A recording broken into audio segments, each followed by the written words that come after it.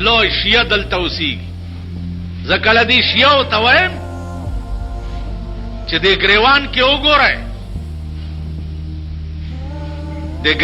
وګورئ بی بی فاطمه رضی الله تعالی عنها چې وفات کېده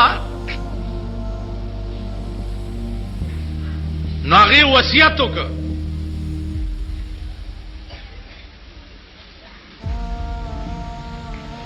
وصیت وکړ چې زما جنازه چې ده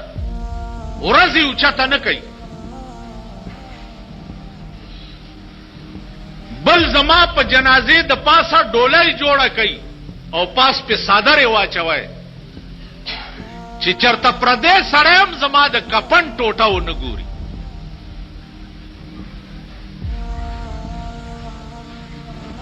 د پیغمبر د وفات نه وروسته د پیغمبر بیبي ابدالآباد د پاره داغه سره نکاح حرام وي ابدالآباد د پاره پیغمبر نه وروسته د پیغمبر بیبي سره څوک نکاح نشي کوله او بیا د پیغمبر نه وروسته د پیغمبر بیبي نه به چې د مسلې تپوس کېده نو پسې پرده به کېده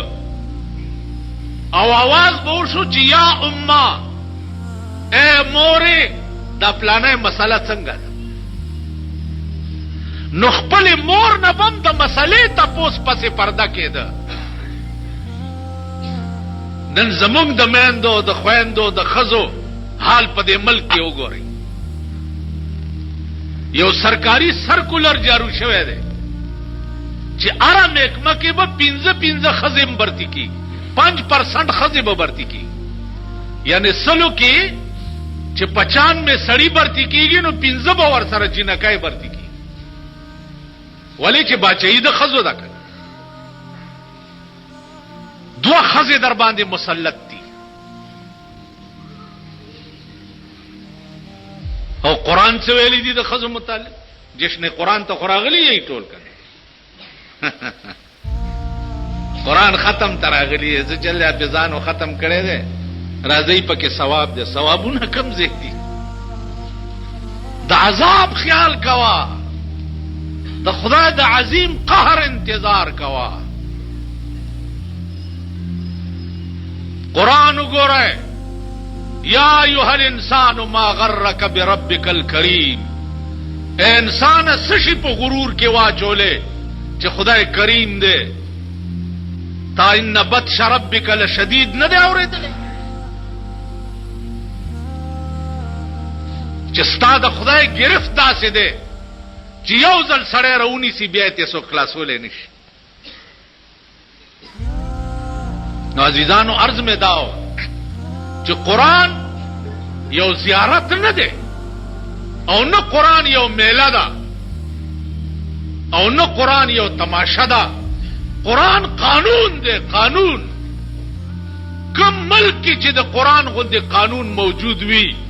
او د هغې ملک د عدالتونو فیصلې د لارډ میکالې په جوړ کړي قانون باندې کیږي لعنت ته په هغه ملک باندې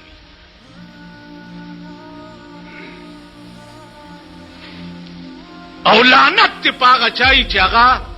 دا تصورم کوي چې زه د دې ملک مشر یم زما خو په ایمان تاسو ته یم چې بالکل دې ملک نه مایوس یم دا مې تصور کې هم نه راځي چې دا خلق بم چرته د سړي زامن شي مایوس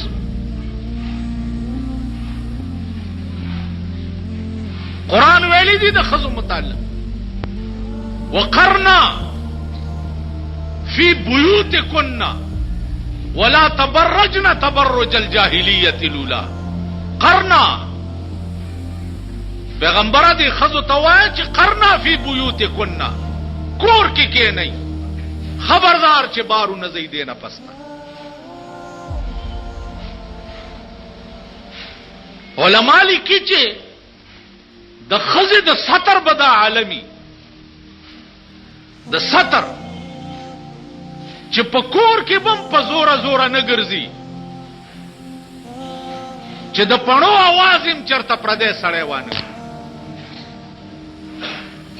پڼو आवाज